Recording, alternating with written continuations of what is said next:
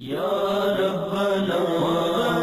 ارحم لنا اللہ یا ربنا ارحم لنا اللہ یا ربنا ارحم لنا اللہ یا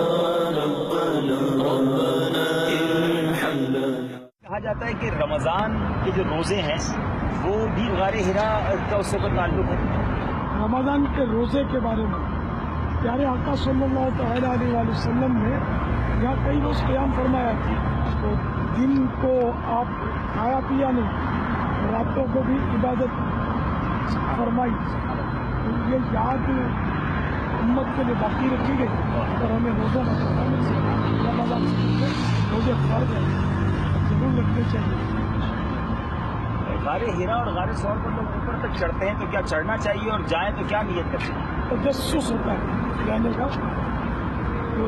تاریخی حیثیت تو حاصل ہے اس کو، لیکن یہ کہ صالحین کے طریقے پر عمل کروں گا، درود پڑھوں گا پیارے آقا صلی اللہ علیہ وسلم سے، چونکہ اس غار حرا کو نسبت ہے میں اس لیے اس کی زیارت اپنے آپ ہی کرنے کروں گا۔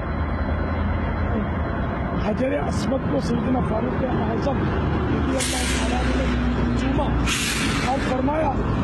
کہ تو ایک پتھر ہے، لیکن میں تجھے اس لیے چومتا ہوں